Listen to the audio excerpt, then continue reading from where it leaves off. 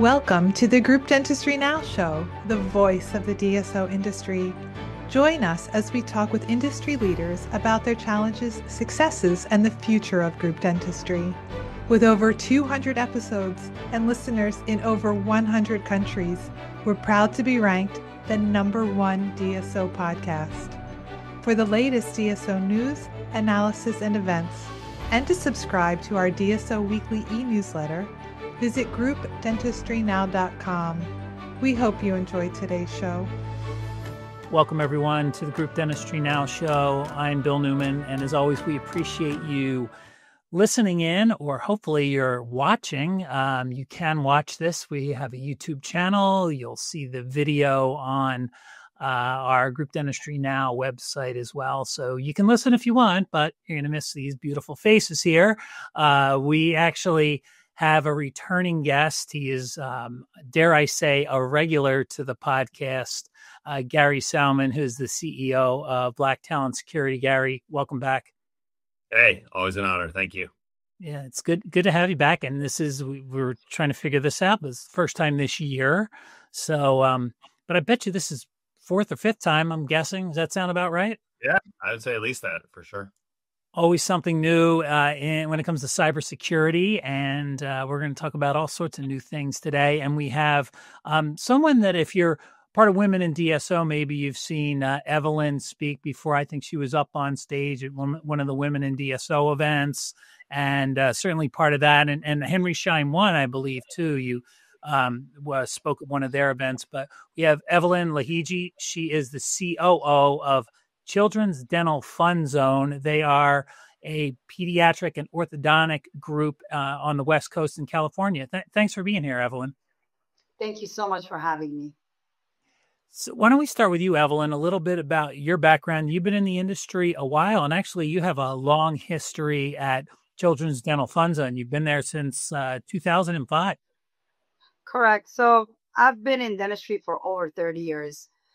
And my experience comes from the back office, coming to the front office, managing dental offices, doing years of consulting, billing, and now I've been with Children's Dental FunZone for about 17 years, and we have 17 locations. We're going to be in 20 locations by end of the year.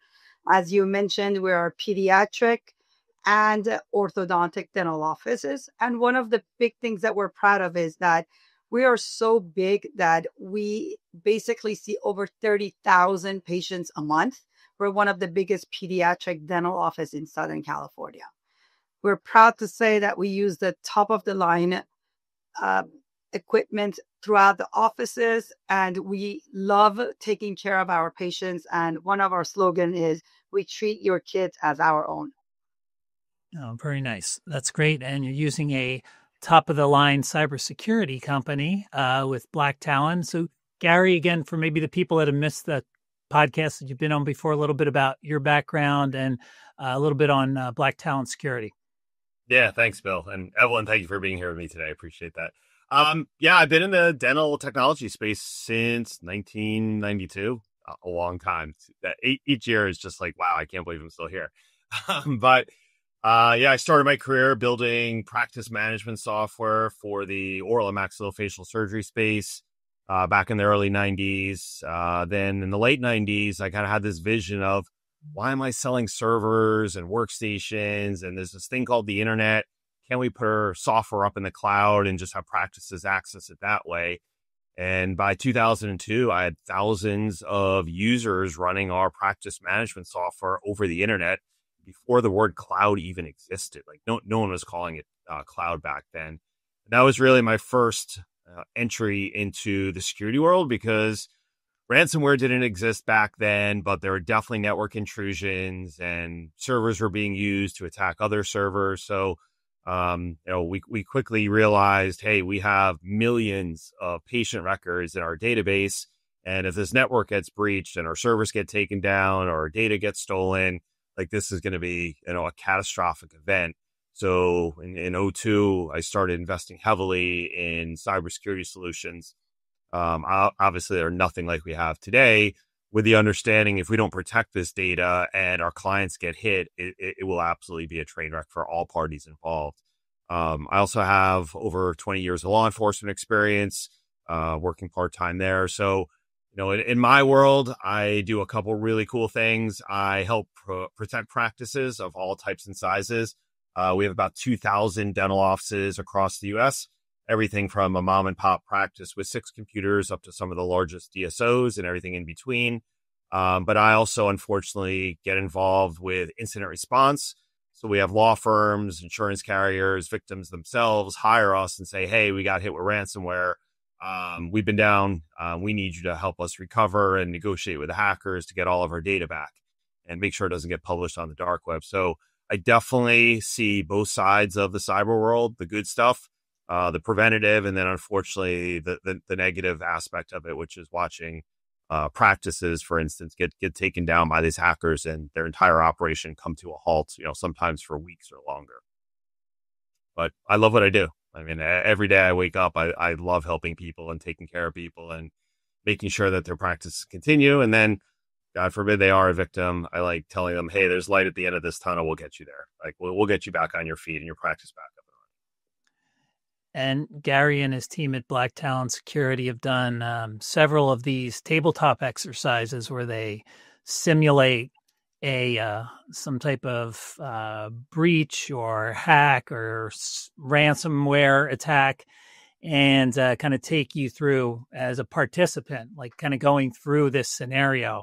And it's pretty scary. And it's amazing how people, that are in the audience that have practices, definitely not on the same page when it comes to strategy. So I think it's a great, if you get the opportunity to be part of one of these tabletop exercises, it really gives you a lot of perspective into, what can go wrong. And then, you really do you really know what to do? And just seeing the reactions from others, including myself, it's really kind of hard to figure it out if you don't have a plan or you don't have somebody like Black Talon or a cybersecurity partner to really help you along. I guess we'll start off with this question here, because this kind of really leading from what I was just sharing. A lot of companies have IT departments, or they have people that handle their IT. What's the difference? Like, why can't my IT company just handle the cybersecurity for me? Is there a reason we should be segregating cybersecurity and IT? And maybe I'll start with you, Evelyn. What led you to partner with Black Talon? So, great question, Bill. I appreciate that. I'm glad you asking this question, because for being such a huge company with having 17 locations, opening another 3.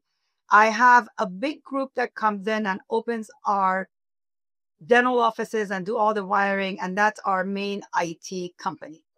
And then I have one person that works full time to go from office to office, making sure all the servers, all the computers, everything in every office is functioning and there's no problems. But either of the two groups have no idea or don't have as much experience of Black Talon. With Black Talon, when I was looking for someone to help me, I searched every company that is out there and I compare them to Black Talon to see what is it that they offer. The beauty part of it is that they are always in touch with us, letting us know if there is any differences or anything happening in our company. If there's any bridges, if we get an email, we make sure we reach out to them and ask them if we should be opening it or not. The beauty part of it was 3 years ago when I launched with Black Talent is every person in our company got training online, and also every person, and we've got over 560 staff members that gets hired with our company has to get the training with Black Talent online. And that right there is a security that I know they got trained to know what to do in order not to click on the wrong button for us to be one of the people that are getting hacked. And it is coming so close to home. I think there is out of the hundreds of dental offices that I work with, and I know my friends that are dentists, 5 people very close to me have gotten hacked and their information was taken out of their server, or they had no security, thinking that having a simple protection on their computer can protect them from all the people that are trying to hack their software and take information. And just the lawsuits that come after it, multiple issues and loss of production that they have to go through to contact every one of the people in their software, letting them know that their information is out there now and they need to take it to the next level to protect themselves further.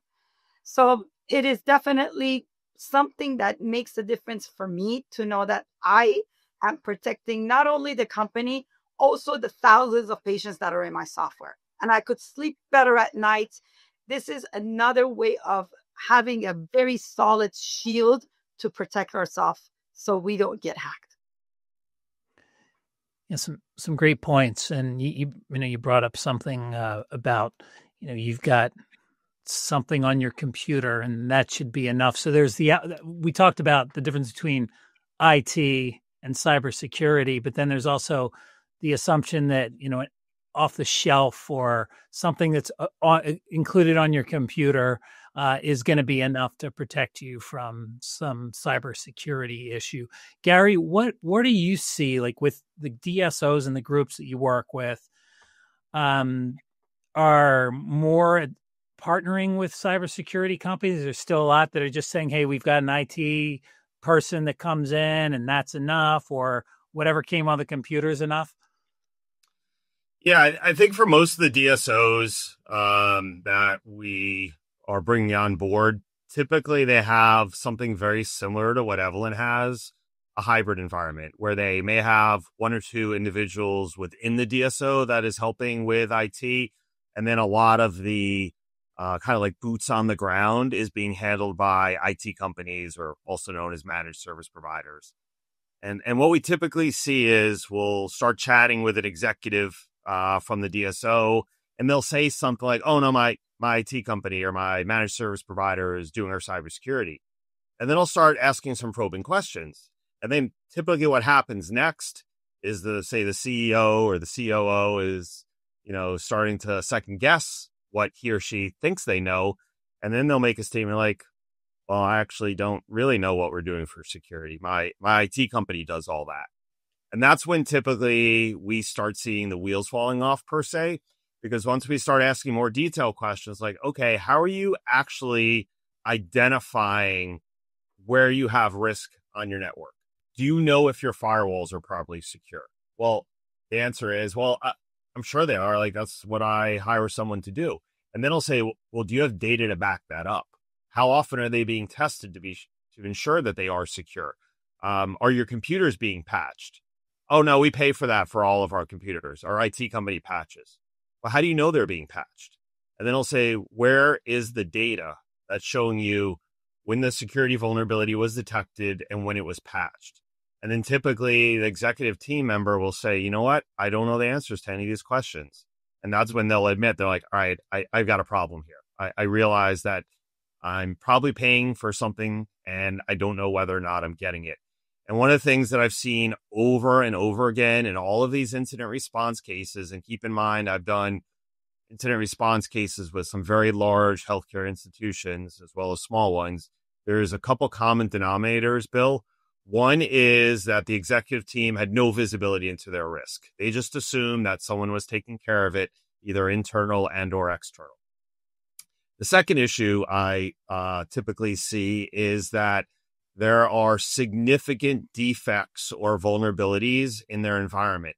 So unpatched software like the Windows operating system, Google Chrome, Adobe Acrobat, firewalls are misconfigured, and no one at the executive level has any visibility into it.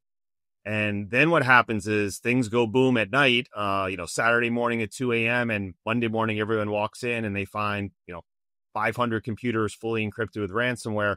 And all of a sudden, the famous Spider-Man meme comes into play, which is everyone's pointing fingers at everyone else, right? And blaming everyone. And it turns into a train wreck, right? For the executive team, for the private equity company, for the board, for the IT resources, and everyone's saying, well, I didn't know, and I thought you were doing this.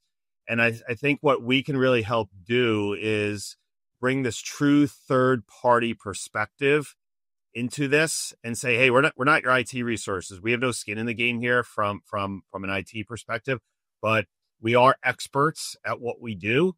We use enterprise tools that Fortune 100 companies are using. And we're going to identify where you have risk so that an individual like Evelyn, who's in the COO role or CEO role, can say, okay, thanks for identifying this risk.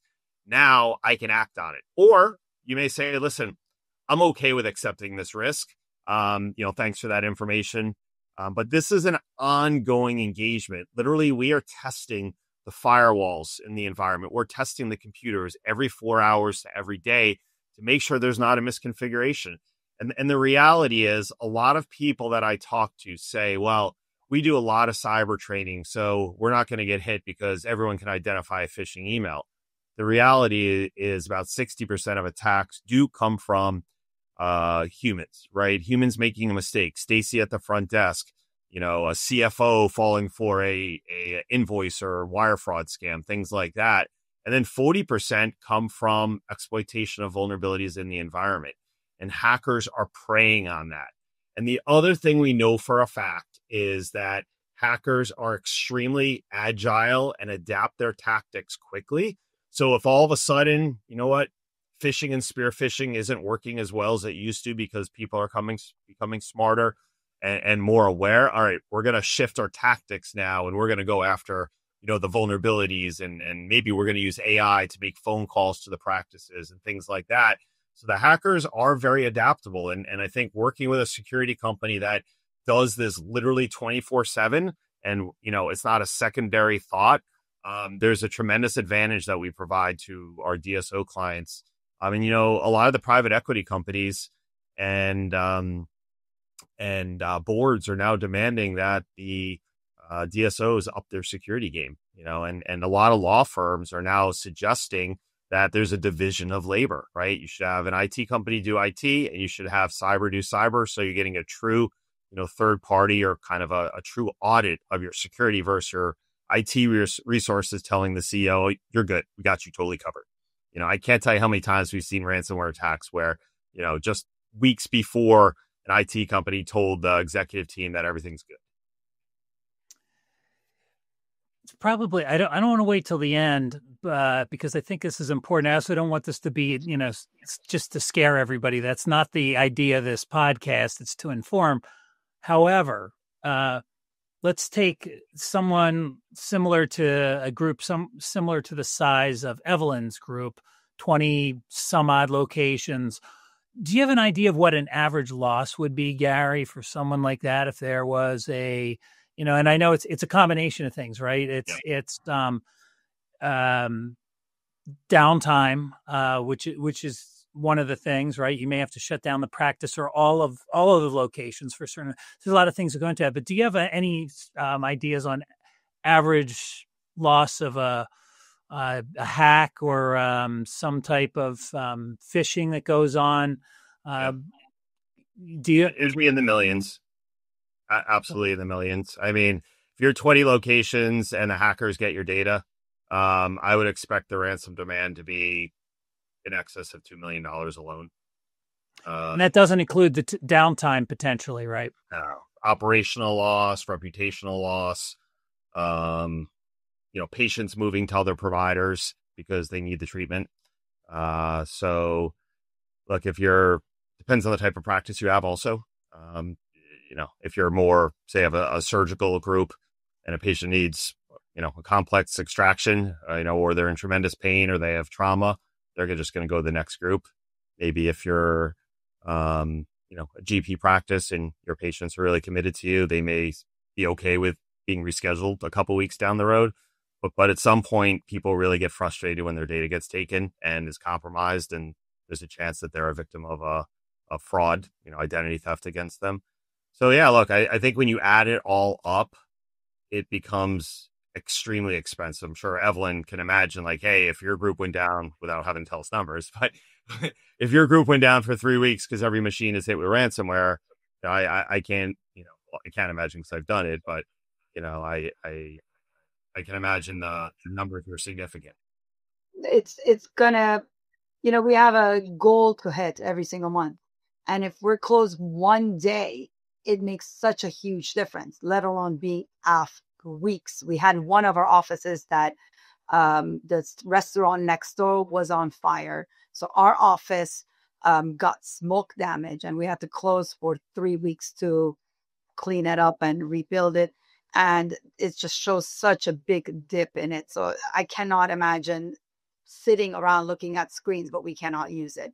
And when Gary was speaking and he was talking about making sure that you use Black Talent and why you should go with someone that's specialty in security is because of the fact that if you want to get an implant or if you want to get a root canal, we know better not to go to a general dentist. We would make an effort for us for sure to go to a specialist to make sure we get that done.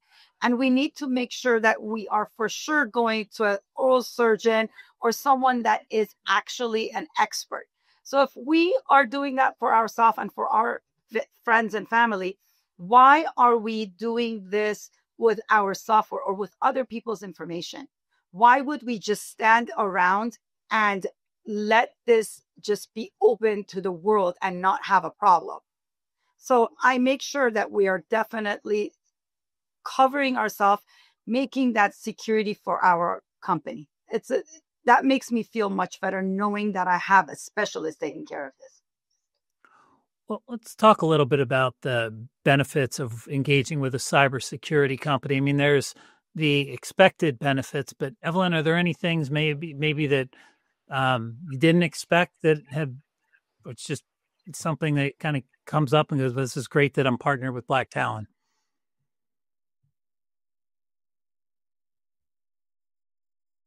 So one of the biggest things that we're working on the most is for us to make sure that we are getting everything done and being able to get back at the same time. So one of the things that we love the most is being able to be in close contact with Black Talent. We have constant back and forth with them on a regular basis. Yeah, I think that the communication is certainly important. And I think that's another thing, Gary, maybe you can touch on this. It's a huge concern, I think, in the industry, and it's not just related to cybersecurity. It's vendors in general. And you could have a great solution, but are you able to onboard and train and educate? And I know when Evelyn kind of brought this up at the beginning, it's like you got everybody trained right away, which is not an easy thing. And I don't think all vendors are up to the task. You may be able to train, one office, but when it comes to multiple locations, that's where it can be really challenging. So Gary, maybe take us through that. And Evelyn, feel free to share too, the process of educating someone, when you bring in a cybersecurity company and then, what to look out for, because also it's not just having Black Talon Security. It's you also have the staff needs to be aware of what emails to click on and what emails to avoid. And it changes. Yeah, for sure, right? It's extremely dynamic. I mean, if you look at how threats have evolved even over the last year, I mean, it's almost shocking, and we can kind of walk through that. But in terms of cybersecurity awareness training, it is an ongoing training, right? It's not so much a one and done. I think it's really important that the cybersecurity awareness training mirrors the type of business, right? So obviously, if you're a dental practice or group, taking general business training that doesn't really relate to Stacy or Dave at the front desk, the engagement's low. They're not that interested. But when the training revolves around, hey, you just receive an email from the oral surgeon down the street and there's a Panorex, is it okay to just click on it and open it? Right? All of a sudden, that really changes, a person's perspective. And they're like, oh my God, I get those all day long. That was a risk? I didn't even know that. So, what we do is we try and really make the training relatable to the dental space. And we use, terminology, and we use imagery that is something that is part of what they do all day long. And look, the doctors are high risk too. Sometimes we see doctors targeted. And they don't realize, hey, I could bring my entire group down by clicking on something. So we try and help the doctors too understand this isn't just about your staff. This is about you too. And the same thing for executives. We've absolutely seen numerous cases where executive teams at DSOs have been specifically targeted by hackers. So creating awareness around that's really important. And then ongoing updates. So one of the things that we do, actually, we have one coming up here in a couple of days, is we host monthly to sometimes every other month live webinars for our clients, just to make them aware of the latest trends and the latest threats, because things that you're educated on 2 months ago may be very different from today. The other thing that's important with training is email alerts. Hey, this is a new type of attack that we are seeing.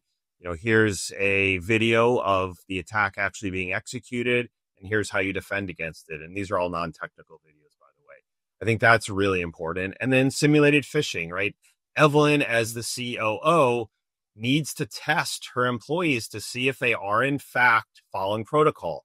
Are they clicking on links that they shouldn't be clicking on? Are they opening attachments that they shouldn't be clicking on? So by running these simulations against all the doctors and employees, we can grab KPIs, and Evelyn can look at them and be like, wow, we're doing really good.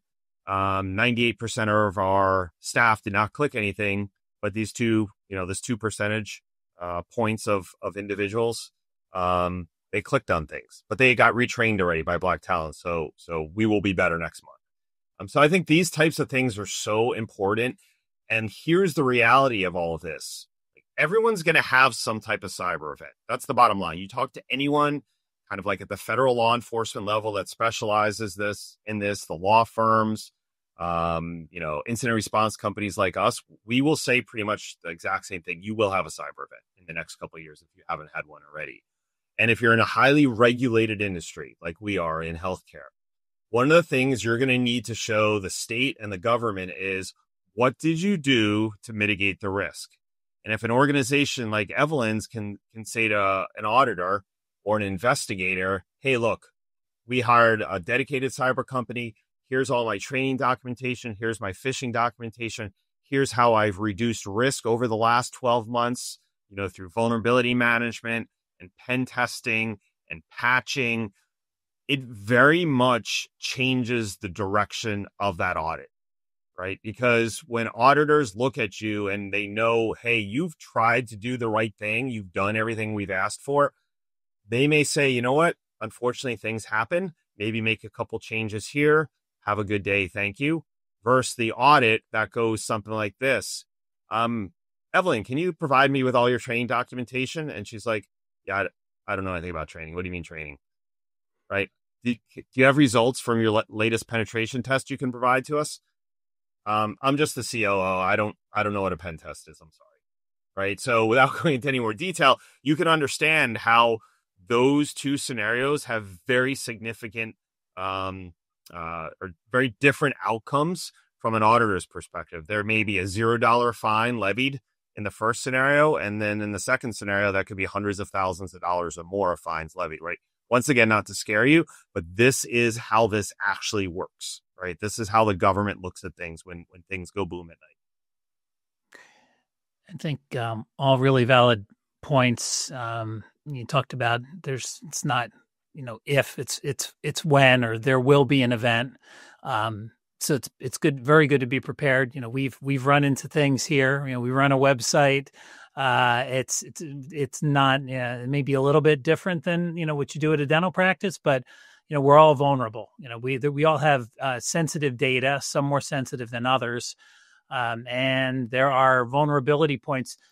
Since we're on the topic, and you talked about that webinar that you do for your customers, whether it's monthly or every other month, where you kind of keep people up to date on threats and what's just right now, or in the middle of 2025, what are some of the newer threats, or what are you seeing right now, Gary? Yeah, I'm seeing a couple things. Email intrusions are skyrocketing. We are seeing sometimes multiple phone calls per week from victims who have had their emails hacked, right? The hackers phish an individual within the organization. That person gives up their username and password. And unfortunately, even though this is a tough pill to swallow, they're giving up their MFA code to the hackers. The hackers gain a footprint into their, say, Microsoft 365 environment. And then, within short order, the hackers are installing applications and downloading everyone's, in and outbox, and basically compromising the entire environment. And what I always say to people that are evaluating security is this: what if I was a hacker and took every single one of your emails? What would the damage be? And I will argue that sometimes an email intrusion could be worse than a ransomware attack, because the hackers don't just steal all of your emails and your data. They then use your email accounts to contact other people that you interact with. And then they use your real email account to attack your accountant, to your supplier, right, to other vendors, to your patients. And now all of those individuals fall victim to the attack. And guess where all the fingers are going to get pointed back to very quickly? You, right? And they're going to say, well, because your security wasn't good, our accounting firm got hit with an attack also. And now we're, having to notify thousands of our clients. This is ending up in legal battles and is a problem, but this stuff's preventable, right? And I think that's the message that has to be had here. As much as what we're talking about, Bill, for lack of a better word, just sucks. Like no one wants to be on the bad end of this, or the receiving end of this. What I've seen and what my experience has been over many, many years is that 99% of these events were preventable, right? With the proper implementation of knowledgeable people, of proper security measures and proper tools, these things can actually be stopped or better said, is prevented. And then if that fails, hopefully there's tools in place that will minimize the damage. So I'm seeing that. In the last, call it 2 months, we are now starting to see the hackers moving away from ransomware and strictly moving towards the theft of all the patient data or confidential data. And this has been predicted for about a year. I've actually talked about it on previous podcasts back in like 2023, 2024. And the reason the hackers are moving to strictly data theft, whether it's from your own server or from your cloud environment, it's because the hackers know the second they start deploying malicious code, they start doing malicious things on your network, there's a higher likelihood that the tools that are in place are going to detect them. And then, the good guys are going to come running to try and fend off the attack. So what we're seeing now is them pivot, kind of like what I was talking about before. And now they're moving strictly to data theft. So they get into the network, they install screen sharing apps, and they literally just download all of your patient records, whether it's from the cloud potentially or from your server. And then you have no indication that this happened to you, right? Everyone's like, well, my firewall is going to warn me. Never seen that in my career, right? Oh, my antivirus is going to warn me. Never seen that in my career, right? And your first indication is going to be on a Monday morning, the phone is going to ring and it's going to be someone talking in a foreign accent saying, we hacked your system and we have your patient records. Or a note's going to pop up on your screen saying that, all your data has been stolen. And then we start digging into it. For instance, we get contacted by the insurance carrier. We start digging into it. We go to the hacker's dark web website and we'll see 20 patient records posted on the dark website. And we'll come back to the victim and be like, are these your patient records? And they'll say, yes, they are. And then we'll say, we have a problem. There's an issue here. So what's the challenge with this? Well, it goes back to kind of the question you asked before, which is these applications that we're relying on, like these antivirus applications and these other things that are designed to trigger when something bad is happening, are not going to trigger with these types of exfiltration events where they're stealing the data. So I think a lot of DSOs say, well, we have the best alarm system in the world. And if someone puts ransomware on it, it's going to stop it. I'm like, that is amazing. But when I get on your network and navigate to your server and download all of your data for your server, your antivirus software is still going to be asleep. And that's the reality of it. So we need to think very differently in how we are defending networks. And it starts with, we're not going to let anyone get into our network to begin with, right? Through vulnerability management and pen testing and training and some other technologies versus, hey, I have the most aggressive, German Shepherd in the world. And if someone steps into my house, he's going to eat them right the second they step in the door. Well, that's not good because, I'm just going to throw that guy a hot dog and he's going to go and walk off into the corner and eat the hot dog while I steal everything. Conceptually, that's what the hackers are doing now, right? They're getting around the antivirus software and these defensive mechanisms that everyone believes is going to save the day. So we have to think differently. We have to act differently. And if we don't adapt as executive teams, right, running these DSOs, the ramifications can be significant. So between email intrusions and strictly moving towards data theft, we have to adapt to the hackers' new tactics. And if we don't, we will fail our organization. And one of the best lectures I ever heard came from the chief information security officer of a Fortune 100 company. And he said to the audience, there were hundreds of network defenders in this audience. And he said, if you're not changing or evaluating your tactics every 3 months, you will fail. And this was a couple of years ago. And he was 100% spot on. Well, Evelyn, you must have a little bit of peace of mind now that you've been working with Black Talon Security for 3 years and hearing what Gary just said.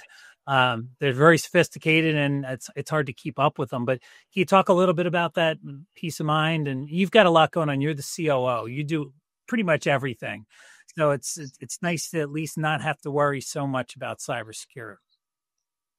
I'm so glad he explains it in so detailed. I mean, he could have said it better of the way of how many different ways you could get hacked. And every one of the examples that he gave, I've heard of it. I mean, he's talking on the other side, and there's always two sides to a story. And I've heard of it from this part of the dentist that calls me at night just crying her eyes out because all of her data from all of her patients have been stolen. And there's nothing that we could do. Is I'm like, okay, call Black Talon and try to see if they could help you. But it's already too late. And it's, you have to have that security. You have to have that shield. You have to have that confident to know that you're taking care of these things. This is nothing that you want to take care of after the math. And some people truly are thinking that they have something that's protecting them, something that they downloaded for $20 a month online. But those things are just a Band-Aid on such a huge wound that needs to be protected.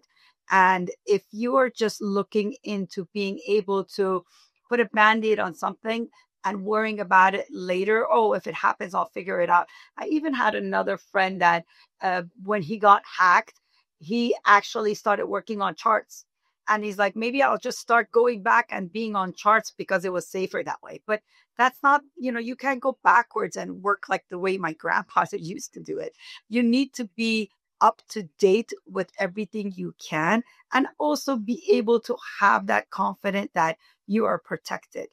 I wanted to bring up the subject about how we did the training with 500 people. I think it's so important because there's no question that you need to have security. One way or another, you need to protect yourself.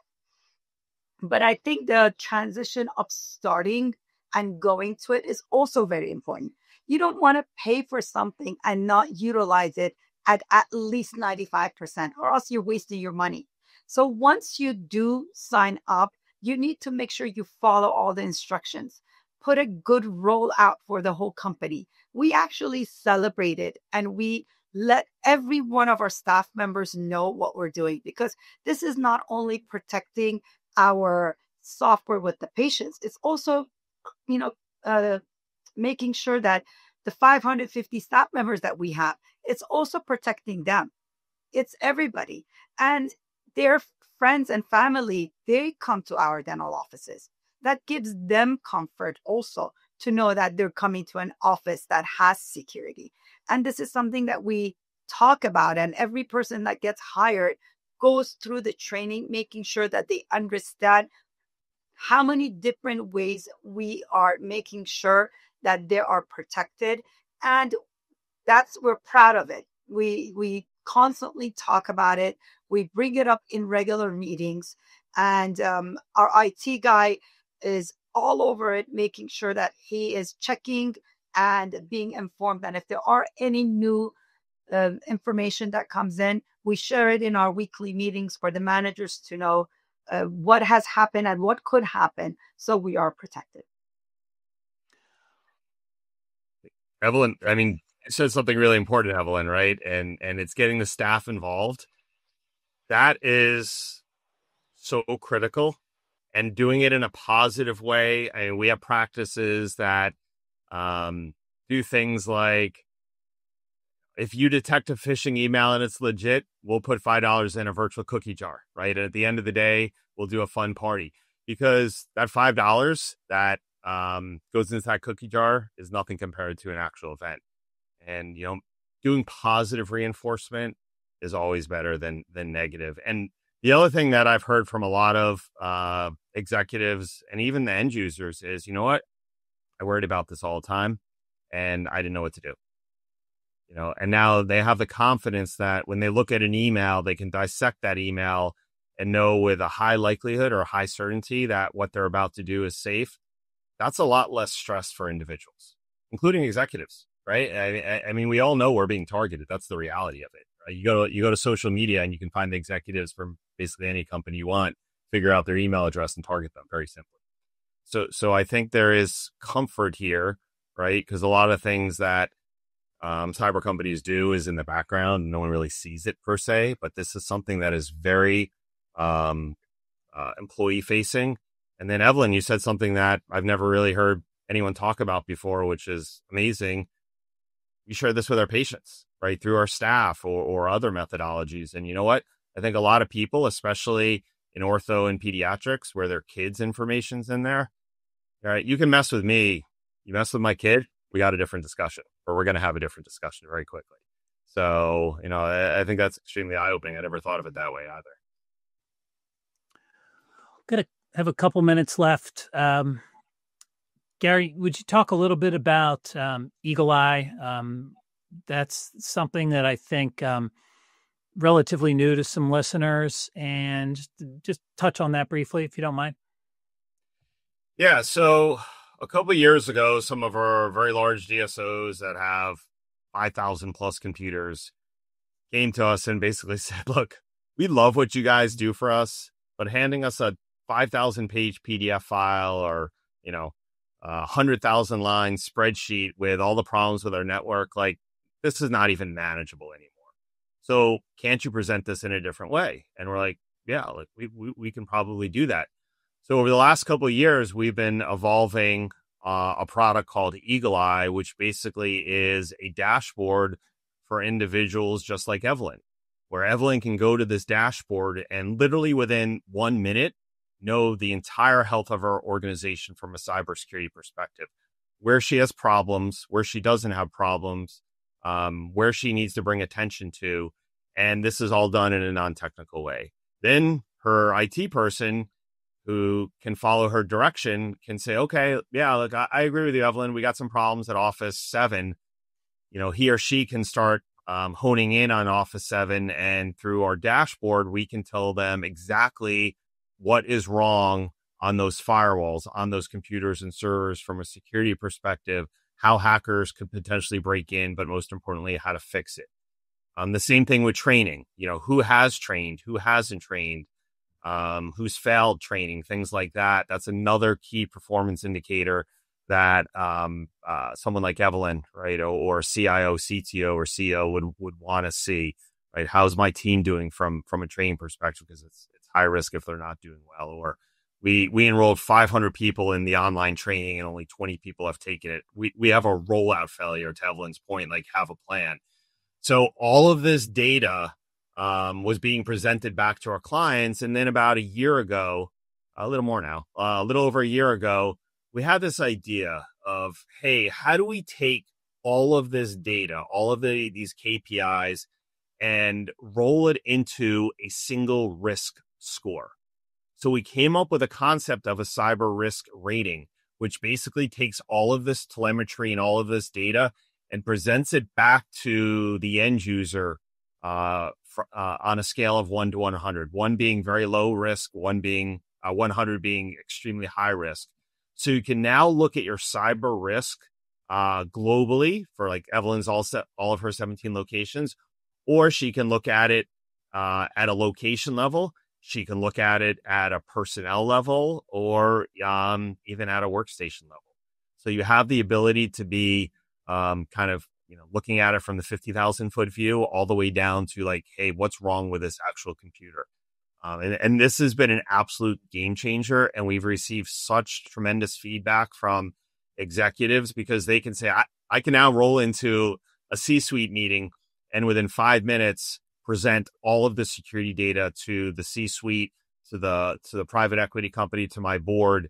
And we've had just recently, just kind of as a side note, we had a CTO literally tell us that he used to spend 5 days preparing for his security meetings with his private equity company.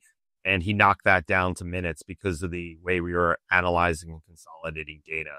And he said the private equity company and the board said they've never seen data presented like that before in a positive way. So I think what's happening is because there is so much information going into these security analysis reports, people were becoming overwhelmed and had no way of taking all of these different pieces of kind of telemetry and bringing it into one score.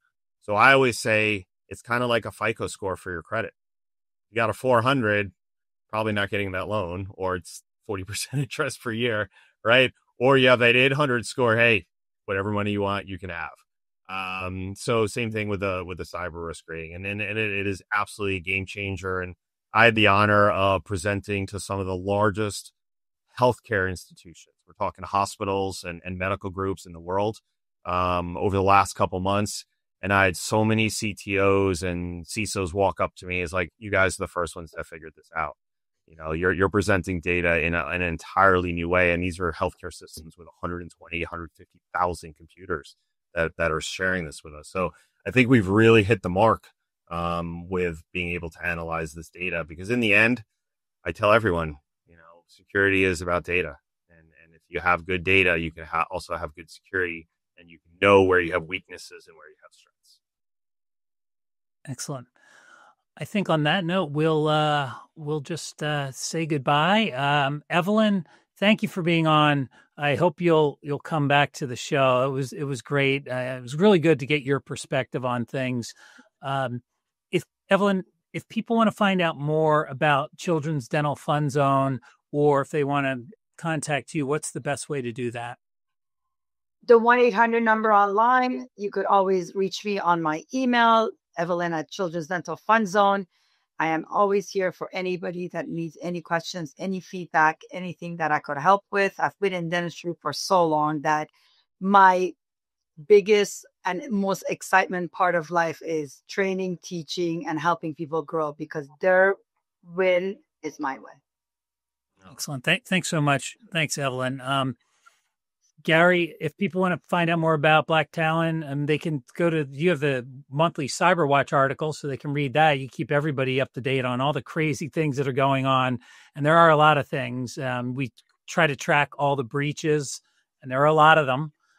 So that's another eye opener, just to see how many, not just, it's not healthcare. I mean, we look at dental too. So it's, sometimes you see 2 or 3 dental breaches in a month. And you just scratch your head and you're like, okay, it's crazy. It's prevalent now. So again, back to what you said earlier, it's not if, it's when and how prepared you are. I guess add that on too. Right. So Gary, if people want to reach out to you or find out more about Black Talon Security, how do they do so?